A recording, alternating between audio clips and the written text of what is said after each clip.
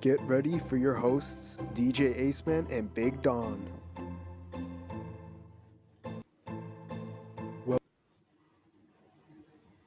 How's it going, everyone? DJ Aceman and Big Don back here again on the Peace and Chaos program. We have a big live stream here tonight. We are back from our week, a little vacation. Big Don, welcome back. We're on a hiatus there, but we're back. Yep. Yeah, we took a quick week off. It was scheduled for quite a while, so we both decided we're going to take last week off, and this week we are back. We're going to talk a little bit about our schedule later on in the show regarding what the fall is like. We haven't really decided is the long term, but we are planning on still doing Saturday shows at 8 p.m., but we will give you guys all an update.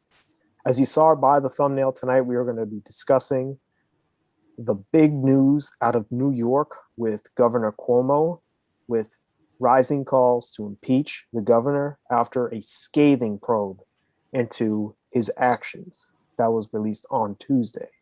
We're also going to be discussing more of the politics of COVID tonight, specifically with Governor DeSantis and President Joe Biden. We're going to be discussing some of the back and forth that has been going on between the two parties.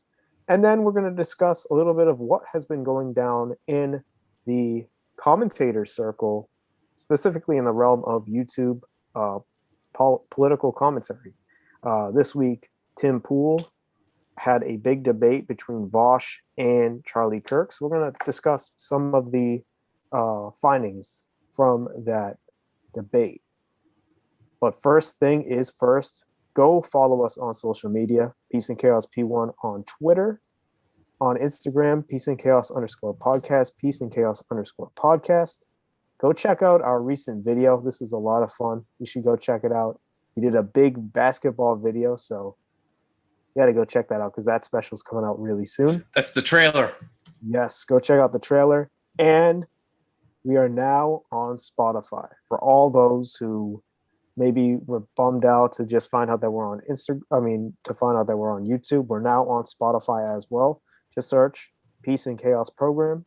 Search Peace and Chaos Program. And if you missed that, you can always go to our banner as well right here. Right here. All you have to do is click one of the icons, either Spotify, Instagram, and Twitter. Yeah, I'm putting the links in the description, so you guys will be able to check it out. If you're viewing this video, feel free to follow us on every single platform that we got here. Exactly. All right, let's jump right into the news this week. On Tuesday, Attorney General Letitia James of New York released the probe regarding Governor Cuomo and his sexual allegations. The probe found out that 11 women did come forward, and they were all true. We discussed this briefly about 2 weeks ago when it was first broke that they would do a probe. And now that the bad news has come out about Governor Cuomo, there's a huge backlash from both sides.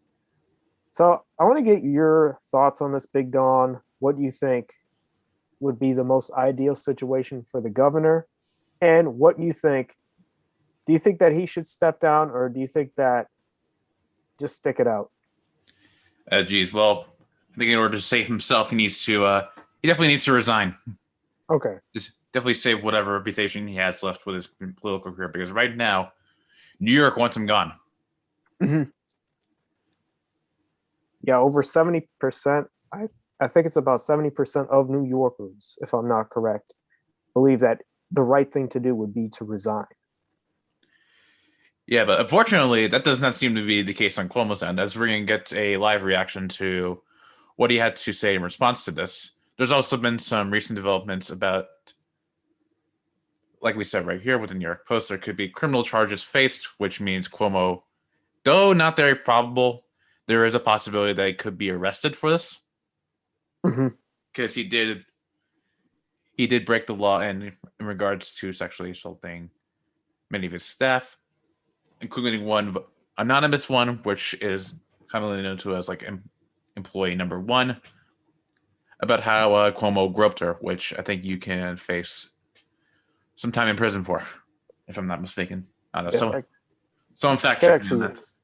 Yeah, let's go. I'll go check it out in 1 sec. Yeah, I believe it's criminal. So some of these are going to be settled in civil means, which means that he's probably going to have to pay a fine. But for groping, I believe it's let me go check it out. I know that New York has one of the stricter laws as well. Yeah, New York forcible touching. Let me go look this up.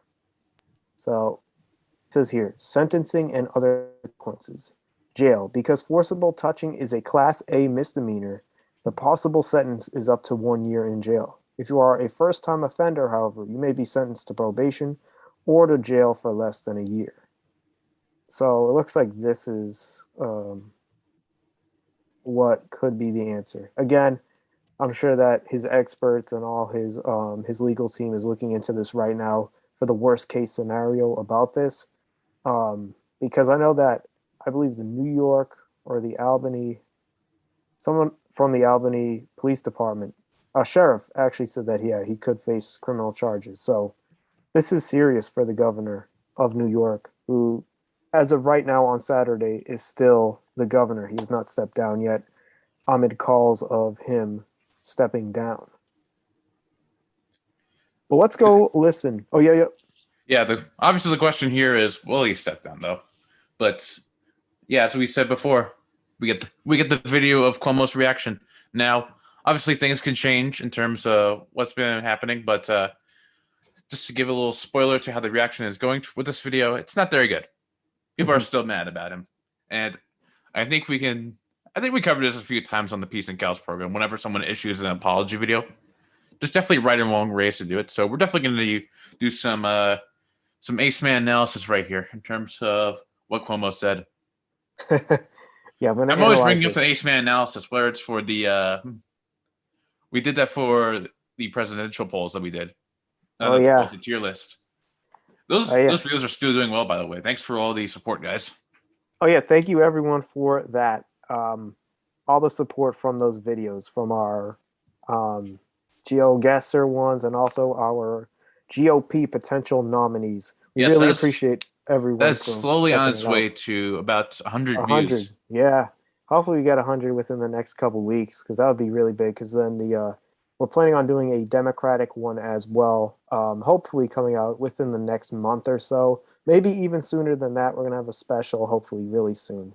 And for the GeoGuessr fans, we're definitely gonna have more for you as well. So don't worry. But let's react to Governor Cuomo's apology video. This was released. It was pre-taped, and then it was released right after the probe came out. So let's give this one a go. I want New Yorkers to hear from me directly on this.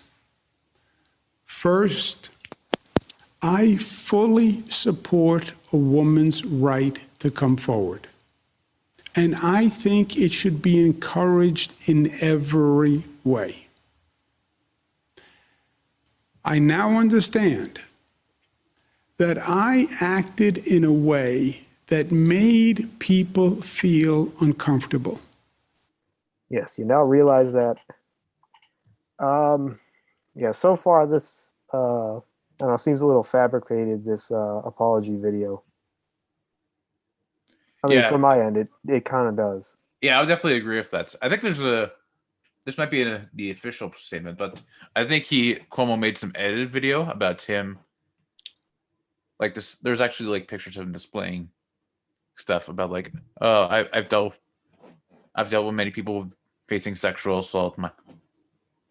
And then he goes into like which first of all, I don't think, did he even ask like those people to expose their story? I don't know. But let's continue the video here, because there's definitely some other thoughts I can sort of go with this. I haven't seen this version of Cuomo's apology, but we shall see. It was unintentional, and I truly and deeply apologize for it. I feel awful about it, and frankly, I am embarrassed by it. And that's not easy to say, but that's the truth. But this is what I want you to know, and I want you to know this from me directly. I never touched anyone inappropriately. I never touched anyone inappropriately. I never knew at the time that I was making anyone feel uncomfortable. I never knew at the time I was making anyone feel uncomfortable. And I certainly never, ever meant to offend anyone or hurt anyone. Do you think that he has a rational argument here? No, it's just a bunch of I didn't do anything. Please don't expedite me or something like that. Yeah, because as you know, there were all those videos that surfaced of him, greeting people, and there was that one video, a picture of him like touching a woman, I believe on her face or something, and he was like giggling at her. And there's a bunch of photos, and Cuomo says this in his full apology video.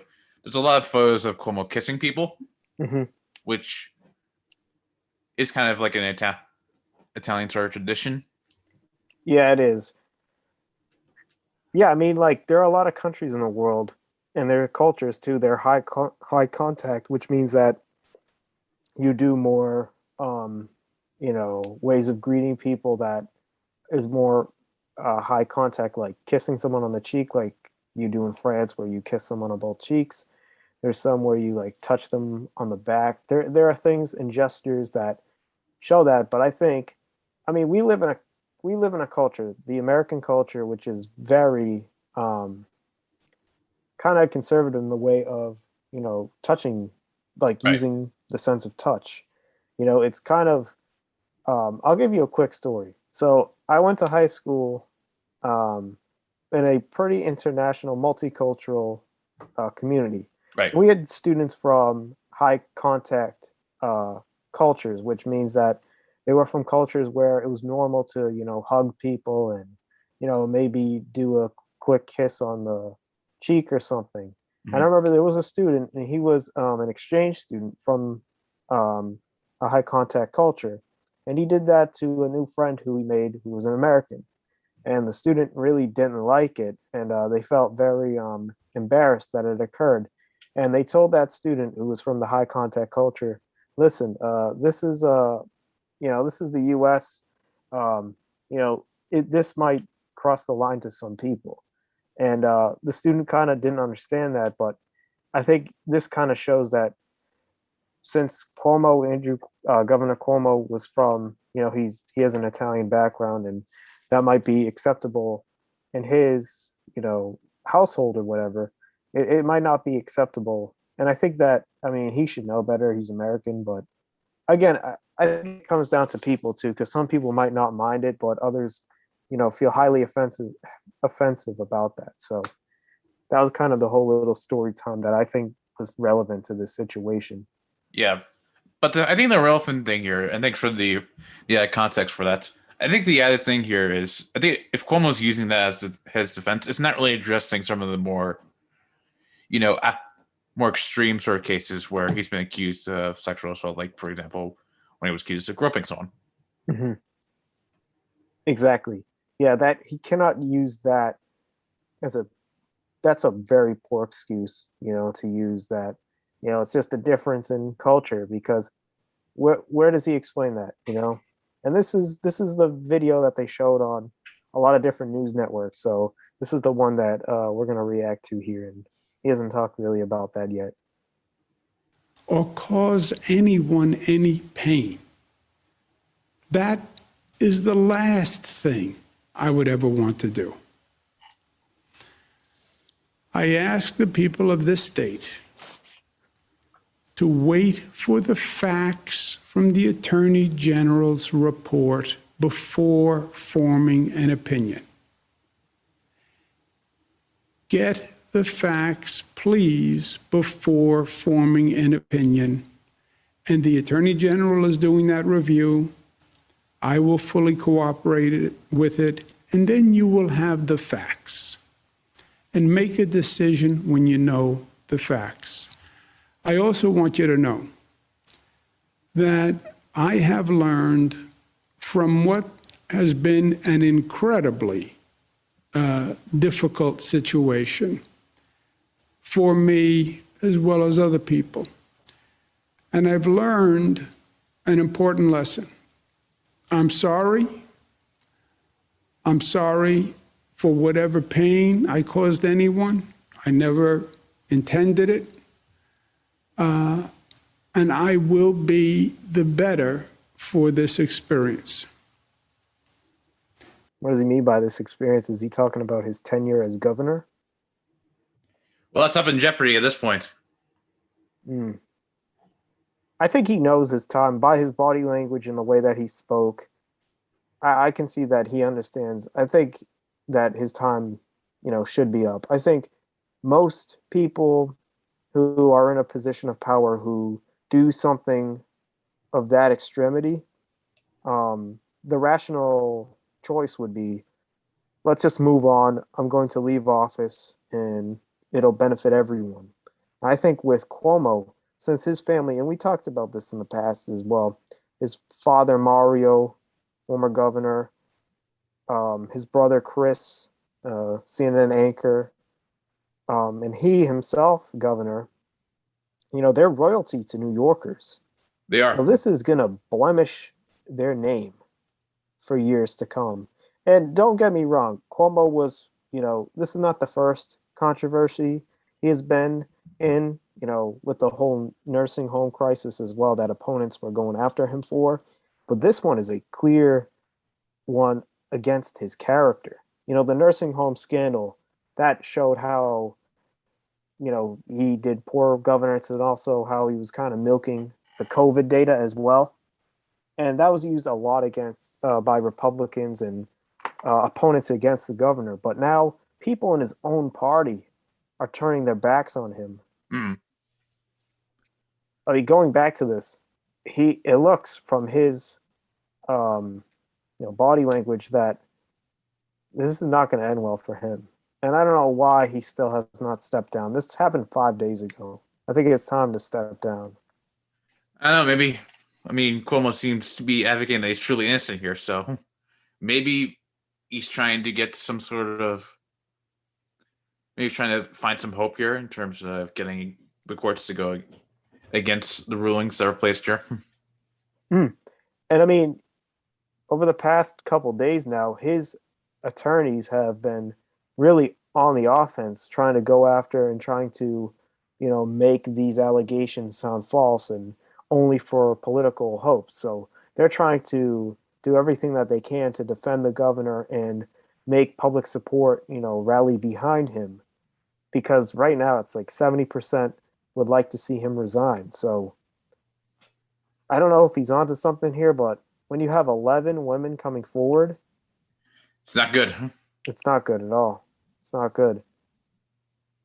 Yeah, it really shows that, and it also shows that, he's really holding on to, being the governor. And if they can do all that they can, okay. But that report that came out on Tuesday seems like it doesn't really seem like it's in good hopes for the governor. Now let's see here. Do we get through all this video? We're almost done. We have like 20 seconds left. Here we go. And then we can go into Thank you. Who could there it is. Oh, there you go. There's Rachel Maddow. Get out of there. Boom.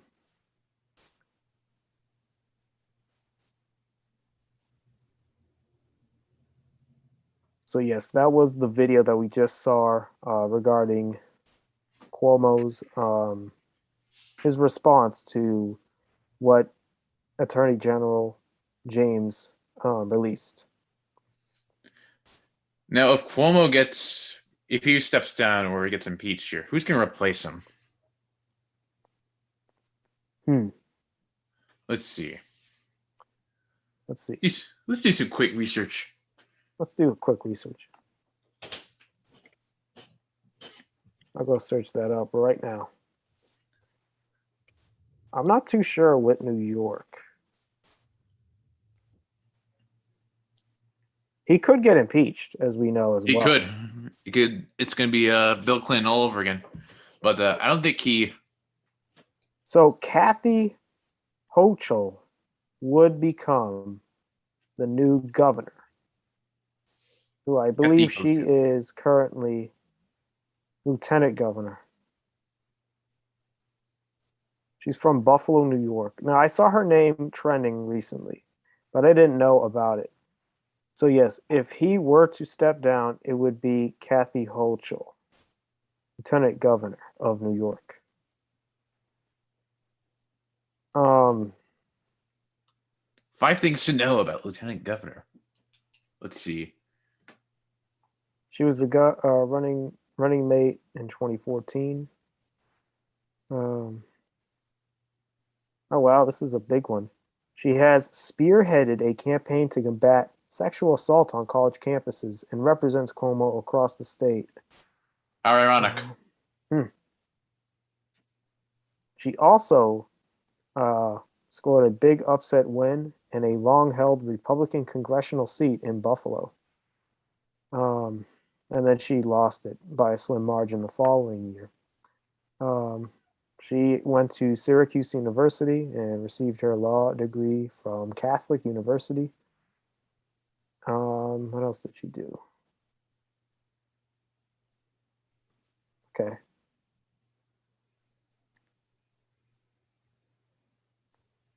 So yeah, she also worked in she worked at the Journal News and LowHUD.com. Oh no, the State Assembly. She also has some interesting responses. She opposed driver's licenses for undocumented immigrants. What else does she have here? It doesn't really say a whole lot else, but Well, yes, if you're undocumented and Cuomo gets impeached, you might lose your license. I mean, Cuomo can also resign too, and she'll be it. So either, I mean, I'm sure that if he were going to get impeached, because I think it's 50 out of 62. New York congressional leaders would support impeaching Governor Cuomo. So if he were to not resign, which he should at this point, yeah, there would be the whole impeachment process that would occur. I don't think Cuomo wants to go for that. No, because I believe that it would be the next governor race, I think in New York is 2022, if I'm not mistaken. Yeah. So, yeah, since that is over a year away, he probably would get impeached by then. This is not something that he wants to wait out. So, best scenario for Governor Cuomo, just resign and let Lieutenant Governor Hochul take over. But this is still a breaking story. Still lots to come out here, people. Still lots to come out. You know, you have right now the probe that is out. You have more talks of him, more talks of New Yorkers wanting him to resign. And you also have his lawyer team going out and going after all these claims and allegations and trying to undermine them. So that is kind of what is going on with this. We'll keep you all posted on this. Big Don, do you have anything else on this? My question is, where's Cuomo going to flee to? Oh yeah, that's right. He would lose his residency as well. Do you think he'll stay in New York? No, he's going to crash on his brother's couch. Yeah, that's a question. Yeah, maybe he'll go somewhere. Going live from CNN with Chris Cuomo in his living room. Andrew, keep it down. Andrew, keep it down.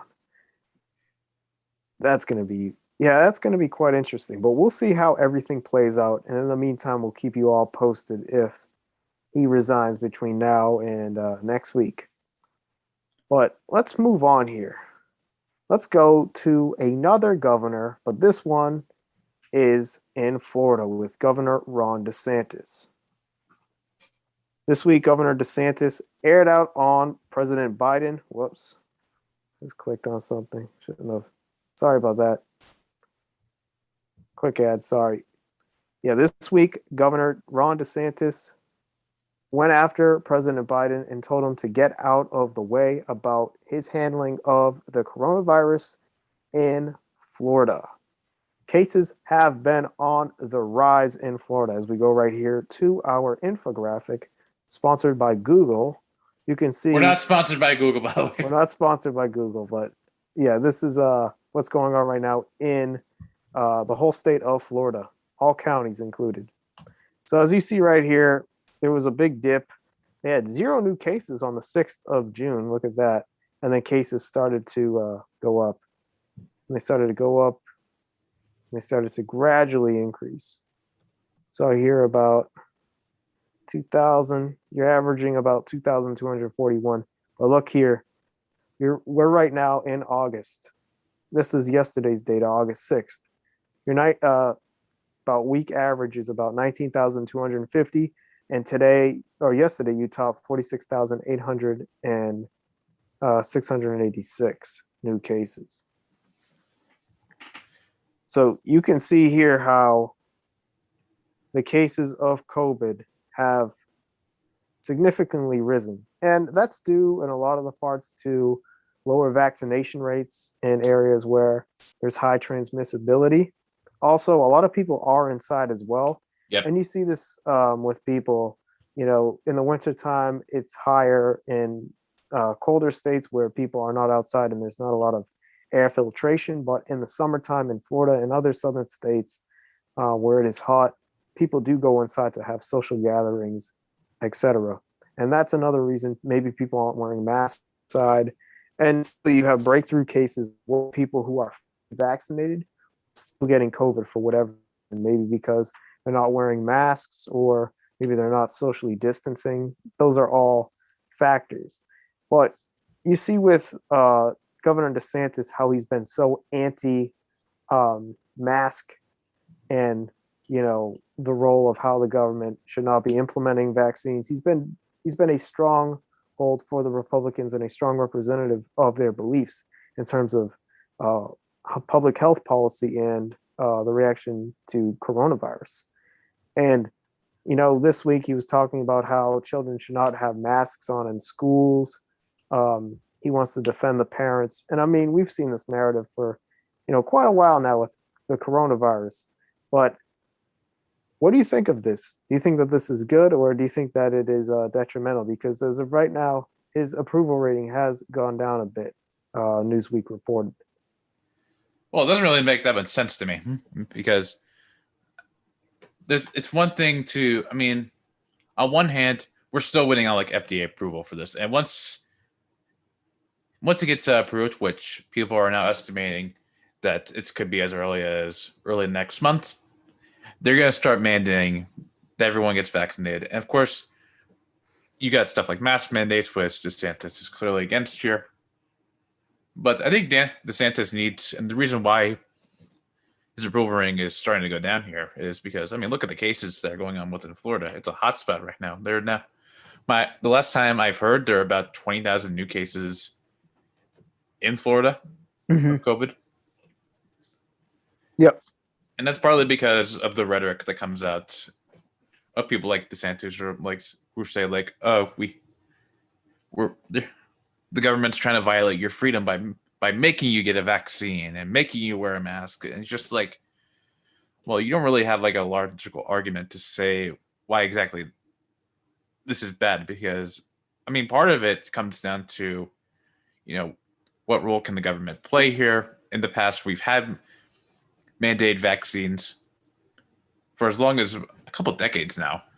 There's been a Supreme Court case where this was challenged, and it was actually ruled that that governments can require like vaccine mandates because if you're not vaccinated, and this is clearly the case here, that you could be taking away freedoms from individual Americans that are not vaccinated and with the spread of a particular virus. That's true. That's true. And this is the specific poll that they did. So in May, there was a 55% approval rating of Governor DeSantis. This was to lower coronavirus, also the reopening, how strong the Florida economy was. However, since then, we've seen an increase of COVID, which has alarmed a lot of residents of Florida and people who maybe still take the virus seriously. And specifically, as of right now, 48.3% disapprove of DeSantis, while 43.7% said they approve of him. So that's a significant decrease. But you ask yourself, going at it with the federal government, do you think that's a good idea? Do you think that, because in our video regarding potential 2024 candidates, we said that we believe that DeSantis has a really good shot with all the airtime he's getting and being an ally of Trump, that DeSantis would be someone who you could expect coming out in 2024 with a high shot. Do you think that this week's clash with President Biden was a good move by him, or do you think that that was just pretty much dumb politics as usual, or do you think that he's doing it strategically to try to boost his national reputation? Well, I think the media attention he's getting is definitely going to help him.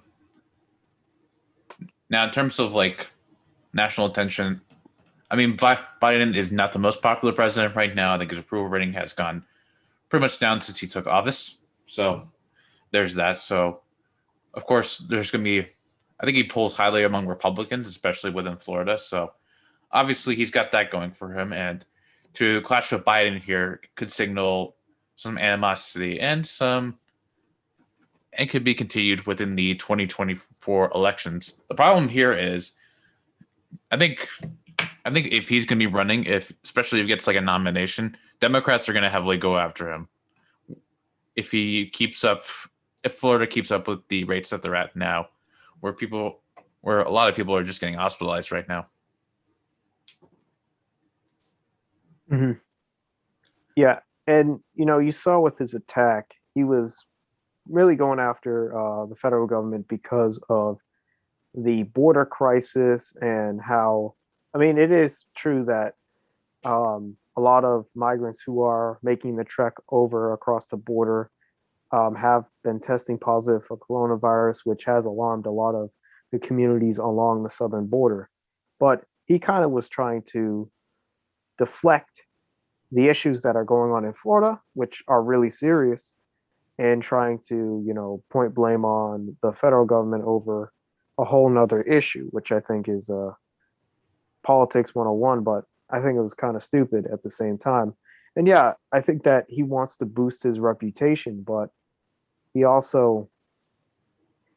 also could bite him with hopes, because as you mentioned, when it comes time for 2024, if he decides that that is what he wants to pursue, his challengers, even Republicans as well, are going to go after him on this, go after him about how the coronavirus skyrocketed last year. You saw in Florida in June, July, August, it skyrocketed. Yep. You had high hospitalization rates. People were in ICUs. Deaths were going through the roof down there last year. And you're seeing that again this year, too, with people who are not vaccinated, who are not wearing masks. And the rhetoric and the public policy regarding with Governor DeSantis, how that has kind of had similarities to what we're seeing right now, with how there are higher transmissibility rates with the new variant.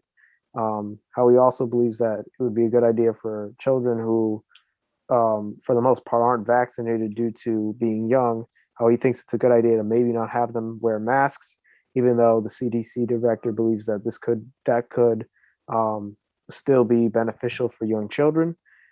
So him going off the rails to some with this public health policy could hurt him, I think, with some people. Yeah, there we go. Good. It's a very slippery slope that DeSantis is walking on here. It is. I think it's something that he's going to.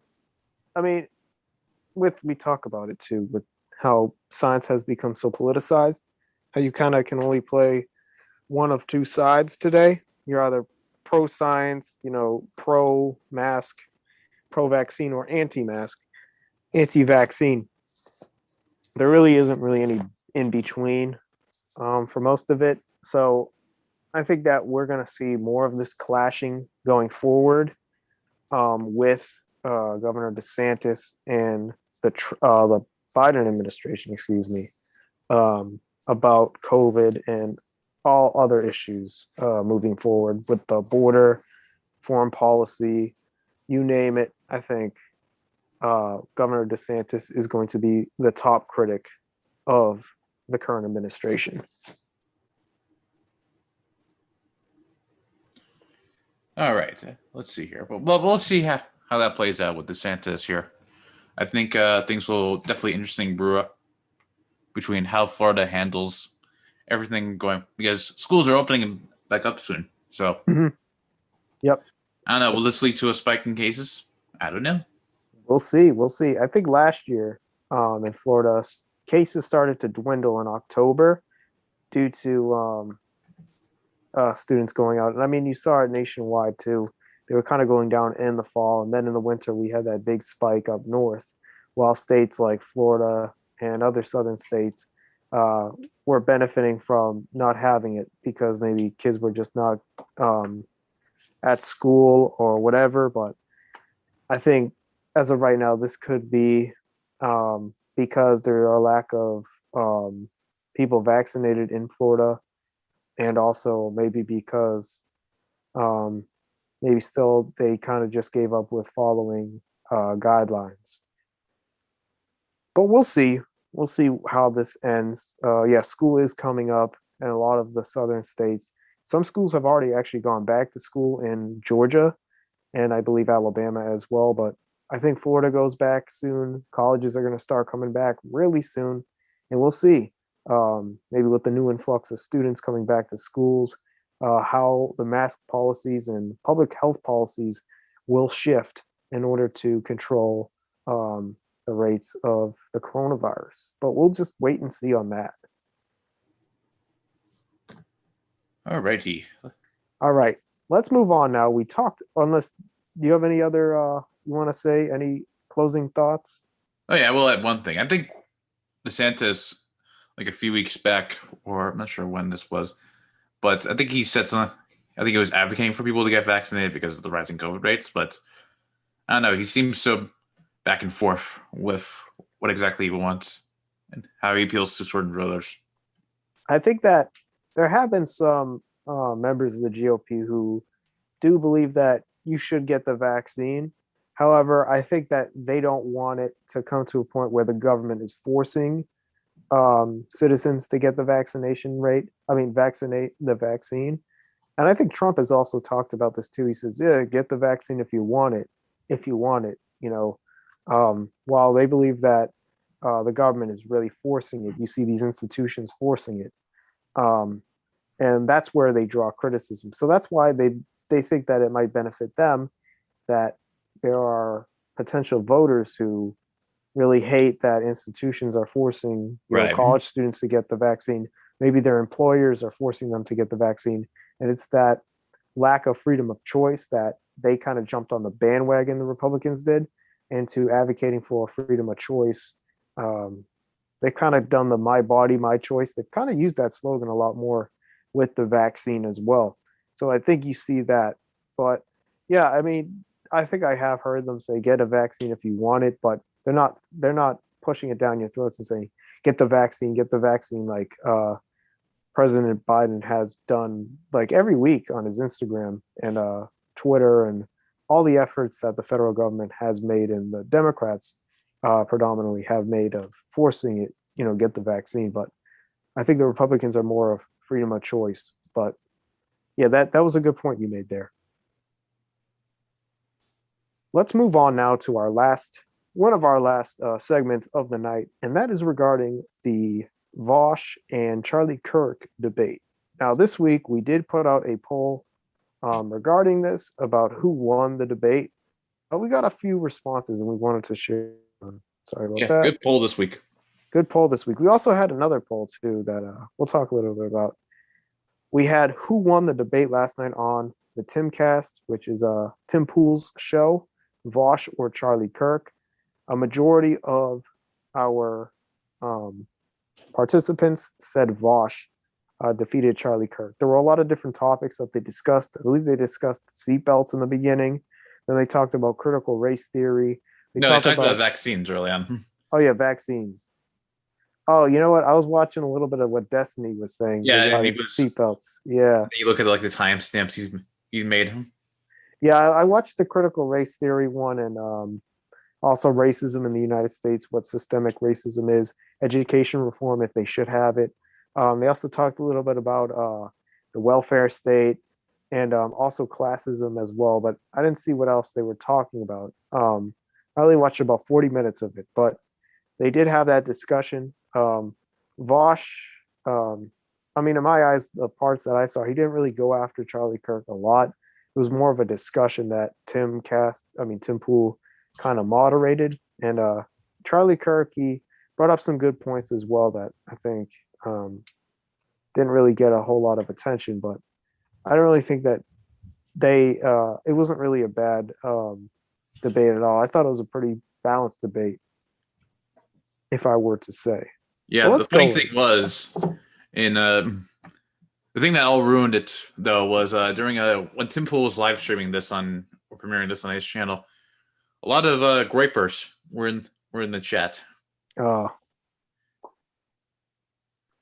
you explain what a griper is to the audience? So a griper is pretty much a follower or a fan of Nick Fuentes, who has covered him a bit on the show. He's been banned from Twitter. He is I guess he's an ethno-Catholic nationalist, if I were to use proper terminology. It would be very easy for me to call him a Nazi or something, but he's deplatformed. I think he's deplatformed before. There's even rumors of him being on a no-fly list. So yeah, he's been deplatformed for quite a while. He's like, how old is he? He's like 24. Like he's a young dude. Like this guy's not an old man. He's a young guy. He has this young following that if you watch 22. Jeez. What the 22? He's gonna be 23 in like less than 2 weeks. Yeah, he says a lot of racist, nationalist, like ethno-nationalist. He has a lot of ethno-nationalist ideas, and yeah, he's definitely someone who is problematic. And I know the right wing even want to get him and just they want to separate themselves from him because he's out there. He's really out there, and he's a cult-like base that, although it is a little bit since he got deformed, it's still there. He still has a presence that a lot of political commentators and influencers want to stay away from. But yeah, I didn't see the chat, but what were they saying, the Groypers? They were like debate Nick and then just like being some pretty mildly racist, probably some Holocaust denial in there as well.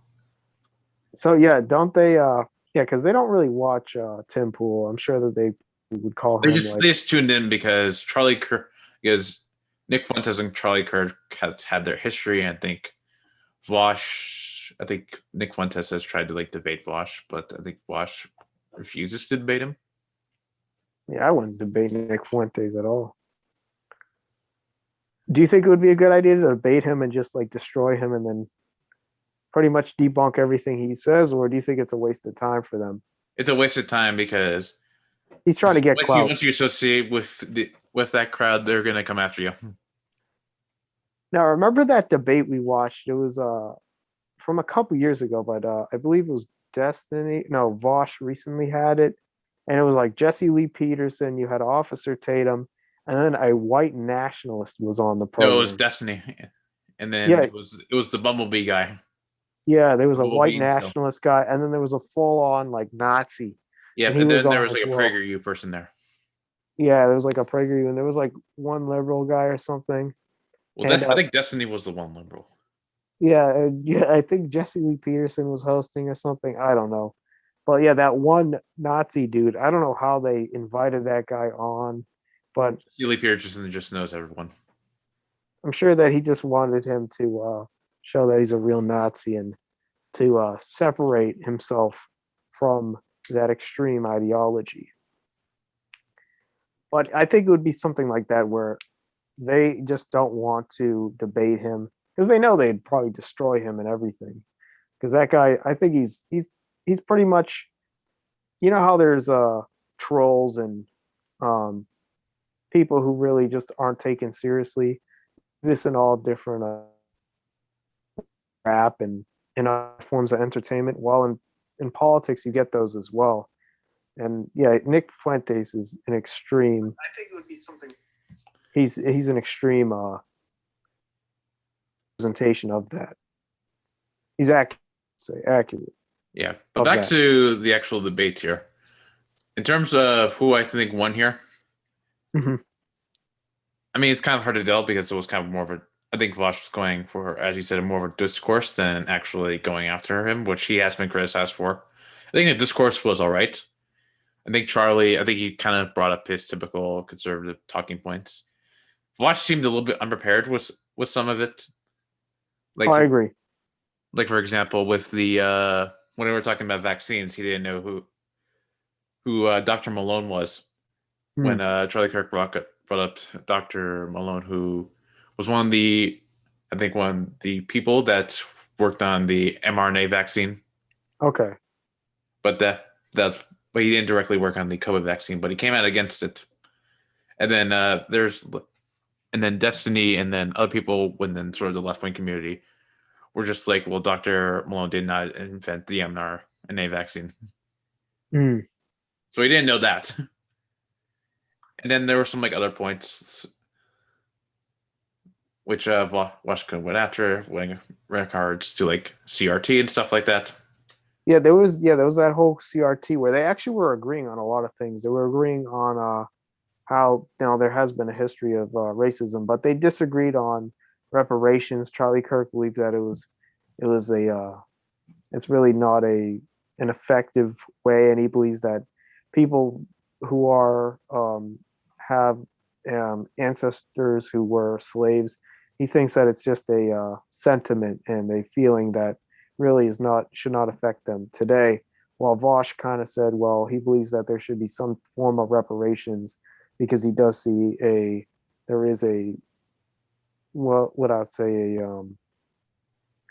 similarities between people's social status of today and of the past, where once they were freed, they had nothing. So they did disagree on that. They also had a few other disagreements, but yeah, I think that Vaush, what I saw from from that portion of the debate I watched, he really wasn't going after Charlie Kirk as much as Charlie Kirk was going after him. Yeah, I think that Charlie. Yeah. There was even like one point when they were describing their views, and I thought this was pretty out there for Charlie Kirk.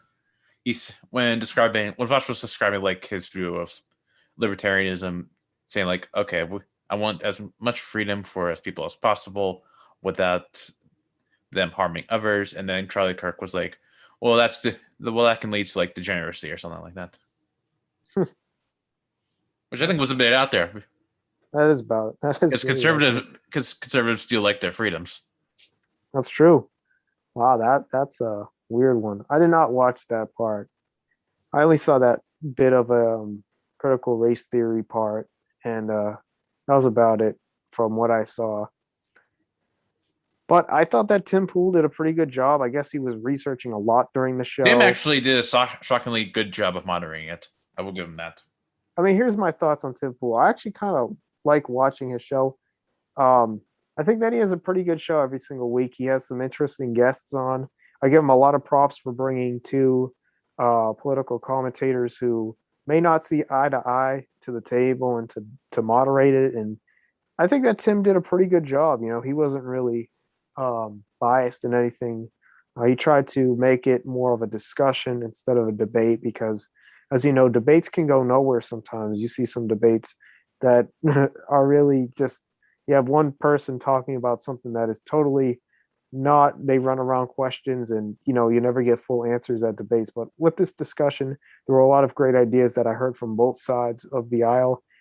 And I think Tim did a good job of, getting those to facilitate their ideas and for him to moderate it so it didn't get out of hand. So I give Tim Pool a lot of props.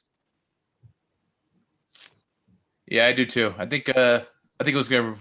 When I originally heard this was gonna happen, I think it was there actually talk of like having multiple people on and then Vaush being like the only sort of liberal one. But once it kind of set up, I was like assuming that it was gonna be like Tim sort of agreeing with Charlie Kirk here, but he actually did a fairly good job. I agree. I think that it was really well done. I think that they did bring up a lot of great ideas. There were a few disagreements, and I think that there were some parts where Vaush could have, jumped on Charlie Kirk a lot more than he did. But again, I think it was a good discourse. I wouldn't even call it a debate. I think the word debate was not really used in the right way. It was more of a discourse, and it was pretty much a discourse that it was a little heated at some points, but it was not the same energy of a debate. But great job again by Vaush and Charlie Kirk and Tim Pool for coming on and discussing this. Yeah, I enjoyed it. I think it was some good content. Solid.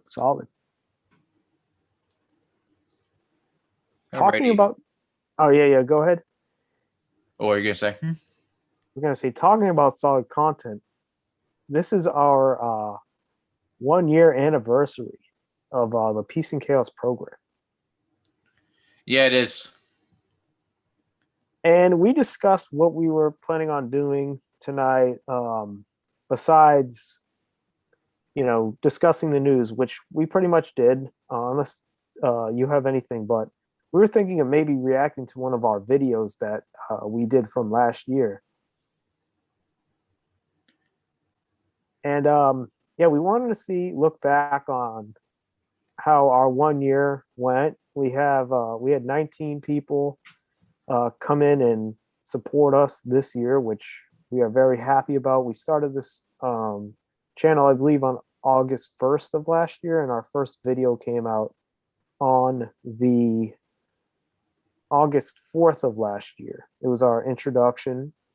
We also discussed, we plan on doing a lot more of the sports kind of videos early on. And then late last year, we started to do, in January, we started to do live streams, which we've done about 20 or so of those. And we've been so happy to have new people check out our content.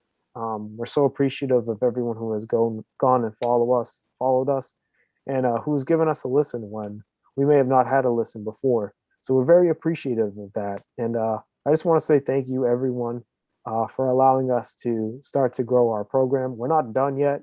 This is only our first year, and we're going to be on here for a lot longer. So this is not a farewell at all. This is just the beginning. It's been 1 year on YouTube. 1 year. I know. Let's talk about it, though, because I don't think we ever really talked about why we even did this in the first place. I don't think we ever talked about how we kind of had the idea of the Peace and Chaos program. I don't think we ever shared anyone the origins of it. Oh, let's hear. Will the introduction explain it? Yeah, let's go to the introduction. Let's watch our videos. These will not get. I don't think we're going to get a. No, there are videos. So. There are videos. So watch it. You are now entering the PAC program. Get ready for peace and chaos. I'm DJ Aceman, co-host of the PAC program. I'm Big Don, also your co-host, and this is what you should look forward to with this podcast.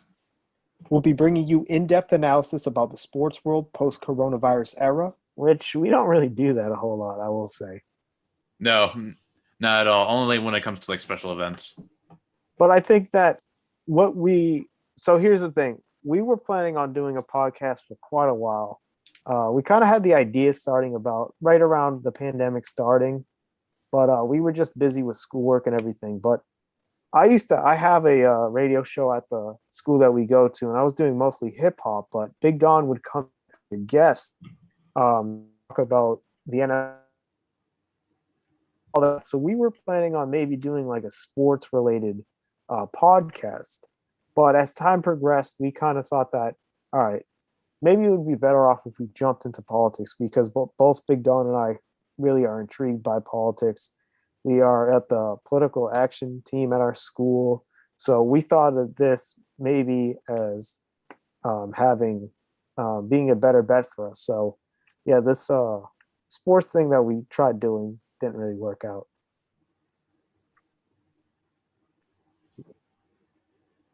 Covering all the new music We don't movies do and that either. entertainment. We actually did do one though, right? We had the Jack Snyder's film. We did that though. Did we? Yeah, remember that video? I believe it came out. Hold on, I'll show you. Yeah, remember you did the Snyder cut? You did a Oh reaction. yeah, the Snyder cut. Yeah, we also had Liz. That's a come movie on. review. Huh? That's a movie review. Yeah, that was the only one we did though. We'll be holding discourse and discussions about current events Which we and still relevant do. issues. We're also going to be going over what to expect in the election cycle in the U.S. and what that means for the rest of the We world. did that. And Yeah, last we did that. That's our biggest video. but certainly Yeah, our not biggest least, video was our final projections, which weren't really too right. I mean, mine weren't too right. I got Georgia wrong, and I think I got Pennsylvania wrong too. we'll be bringing on guests to add further insight into our show and also familiarize our audience with information and other Which I perspectives. think we do. We've had guests on who, have different perspectives than us, and we're still going to do it too. We're going to Yeah, have a lot more guests coming on in the fall. So, yeah. What are you going to say, Big Don? Yeah, we're gonna. With us being back at school, and then DJ S-Man here is gonna be up in the Capitol. I think we'll get a lot more people involved because it's gonna allow us to be more social, unless COVID screws us over again. Which, Yeah. if that happens, we're pretty much screwed. On that Yeah, regard. we're gonna be moving back to our places back in the fall. I'm gonna be living in Washington, and we're also gonna have DCG on. Our guy G. DCG. Yeah, he's gonna be coming on a lot more too. So Is he still alive? he's alive. Yeah, he's gonna be coming on as well a lot more. We're planning on having him. So you're gonna hear a new voice come on quite a while. We're hoping to get him on sooner rather than later. We're gonna have some other cool guests and more political commentators. And let us know too if you have any ideas of maybe people you watch or lower, lower podcasters who might not have a lot of subscribers who talk about politics. If you want us to collaborate with them, let us know. Hit us up or hit them up and tell them about us. That would be awesome too. Tune into the PAC program coming this summer only on Hey, Spotify. we're on Spotify now. Yeah. Well, it took us a year to get to Spotify. It took us a year because the Spotify process is kind of weird. It's like you have to download the audio, switch it over to another file, and switch it over back to Spotify. And for us, we just saw that YouTube was more ideal, especially with us using iMovie, and now we use OBS to broadcast. So we've kind of, in the beginning, we were a little bit we just thought that it was a little too much work to do Spotify. So we decided not to do it in the beginning, but now we are on Spotify. So if you have Spotify, go check it out. We're going to put our most recent one that's going to be coming out within a few days of this recording. So you can always go get that too. What video do you want to react to now? Geez. Do I dare react to it? The other thing is, I don't want to go experience my cringe audio back then. Oh yeah, we definitely became more. We got microphones here, I've been using the Fifine. Yeah, we used to use the remember the old white ones that we wear from the Apple, Yeah, the ear. the The little headphones. apples. Yeah. And then you just speak into it closely. Like this. I know everyone can relate. That's what we used to have. Yeah, our audio used to be kind of shitty. Let's see here. What video? What was your favorite video from the past year? You have 30 something videos, so Geez, let me go for them. we have college during the pandemic. We have mascots in America. Who's running in running in- 2020? We have a who's running in 2024 back in 7 months ago. We did let's talk about it. We had the analysis of Georgia. We had the Smith College issue. We had a Oh yeah, I geoguessing. think the border crisis one was that was big. Yeah, that one did really well. Let's go check this one out. I am reacting to the whole thing though. That's on Now we'll react to maybe like what we were talking about. real talk. That was when Mike came This on. is DJ Aceman along with the legendary Life of Big. Let's go check this out, guy. During the past couple of weeks. Now, I think a lot of it can be explained. I'll go more into it once PJ pulls it up. Okay, here There it we is. go, right here. Okay, so let's focus on the graph here. So, Yeah, let's we've go to got the line graphs here. because I think that's the most important one. So, as you can see here, I mean, the blue line right here is supposed to represent the current year, and I think the orange line is 2019 because Yeah. I would assume because the U.S. has closed their borders during COVID-19. Mm-hmm. So we're looking at a seasonal trend here, but we notice a huge spike here along the month of February to March right here. It looks like it's going to be heading into April of migrant surge. Now this isn't as much as compared to like 2019 under the Trump administration, but it's still a lot of immigration wave coming. There's still a giant immigration wave coming in, and then it's going to become a question of what the policies are going to be looking like once we get into the summer when it's supposed to peak right here. Mhm. Yeah, it did. And so that's why I guess it did peak a little bit. And It now did, people yeah. are kind of wondering what the hell do we do here? And people are going after Biden. I know you were like the forecaster for that, Big Don. I am the That was immigration forecaster. That was a great analysis there. I have to admit you were right on with that. The seasonalness, people. Yeah, you said summer, and we did. We saw it. Let's go on here. Let's see. Oh yeah, we talked I'm about. gonna be right Alex about Jones. COVID-19 too. Oh yeah, we talked about Alex Jones. And Let's then go to Mr. Alex Jones. Yep. There we go. 10 times what it was under Obama. From the full screen. And now it's going to get 10 times worse and 10 times worse after that. So the border is completely gone. This is the death of America. We actually Really? put Alex Jones on YouTube again. There you go. Yeah, we had him as the That's thumbnail for With his that. driving into a tank. Yeah, he actually went down to Texas for that.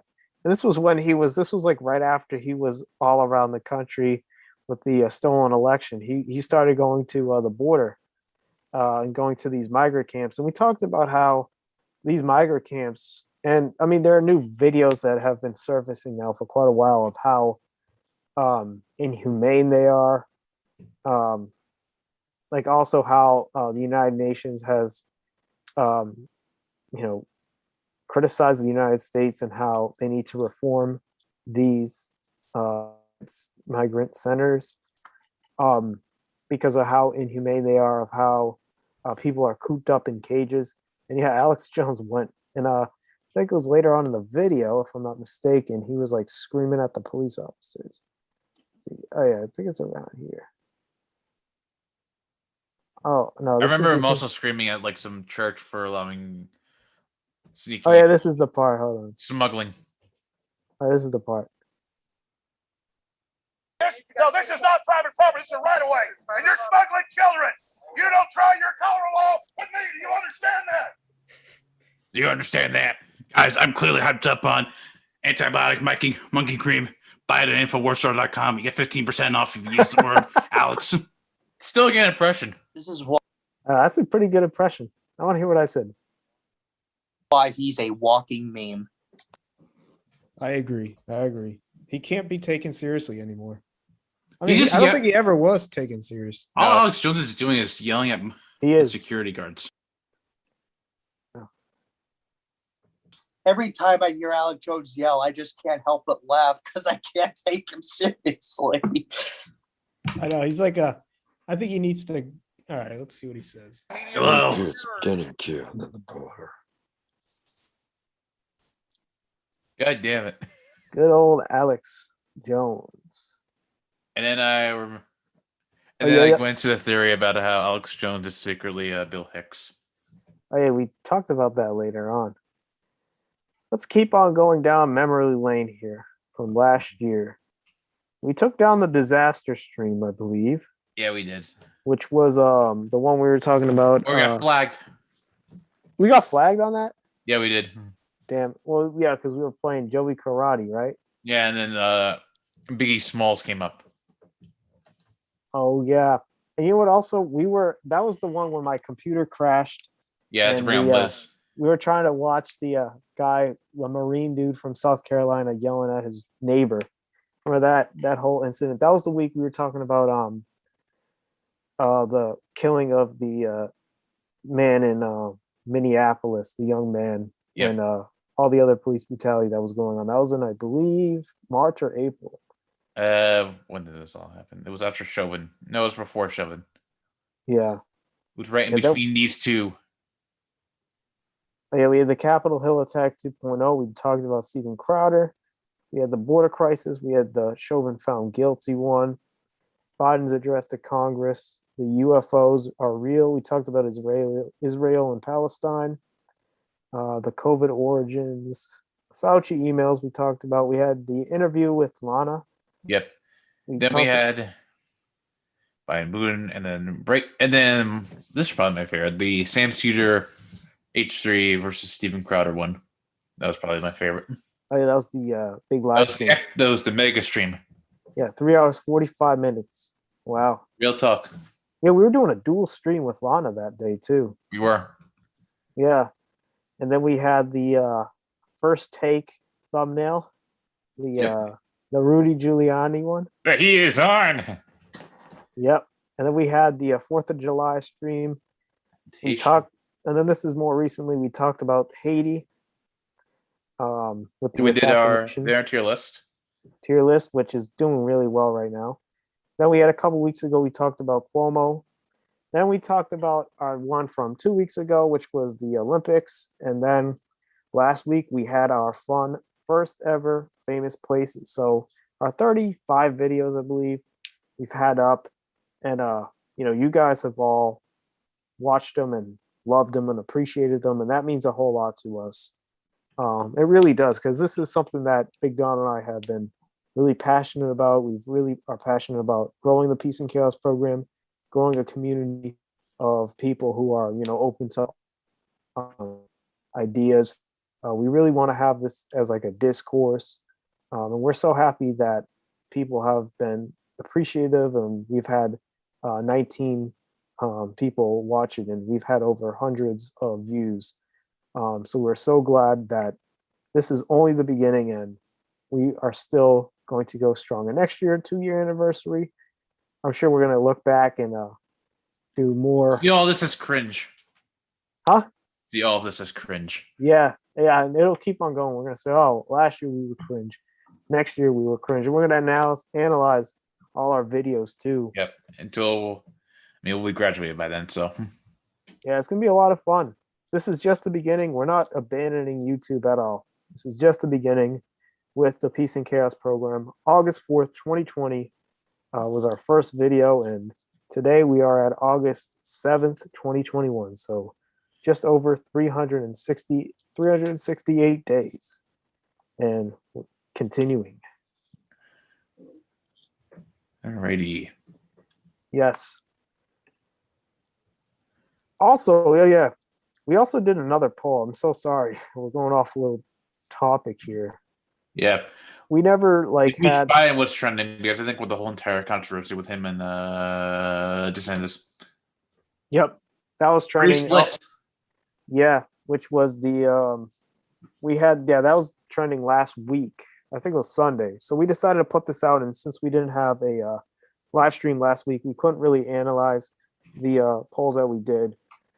Oh yeah, we also had the January 6th one as well, but the one that we did with impeach Biden, we try to get a lot of conservative and liberals involved. But yeah, most people was kind of split down the middle. 53% said that they believe that he should be impeached, while 46% say there's really no need to impeach him. It was an interesting poll that we did. I don't know how many people were actually like conservative or liberal. I think that most people who were probably wanting to answer this were probably passionate about impeaching him. I think that's why it was higher than it probably is in real life. But yeah, that was an interesting poll that we did. Yeah, that was interesting.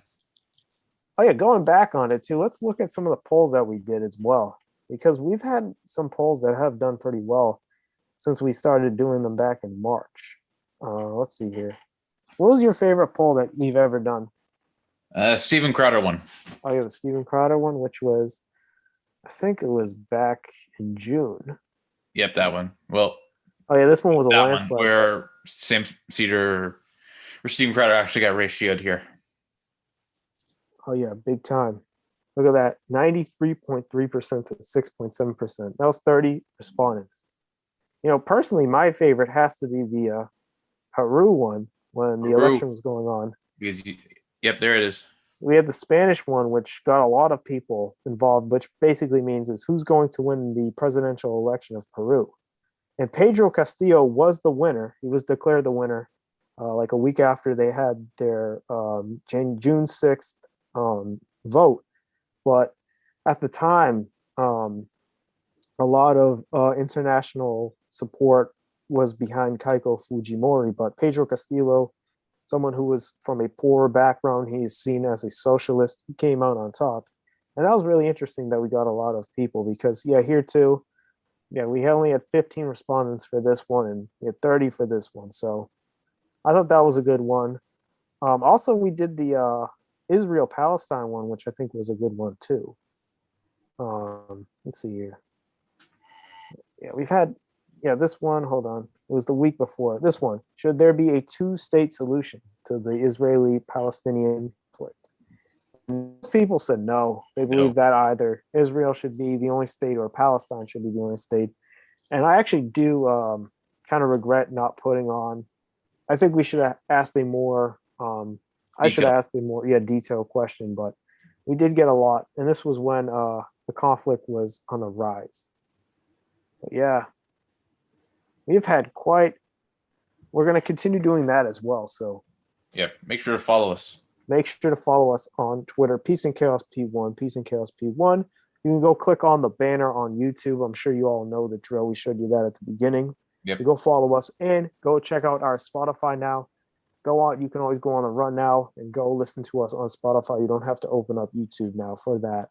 And that is going to be a new big perk of following us on Spotify for all you Spotify listeners. And go check us out on IG. We just put out an amazing one-on-one basketball if you want to see face reveal.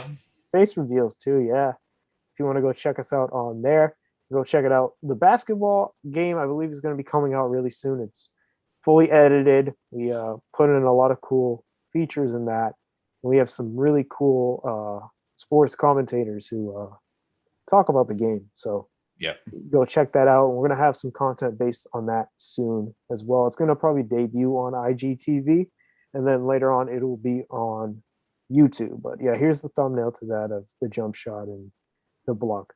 But yes, I think that is going to do it for us, unless you want to do a quick Twitter trends.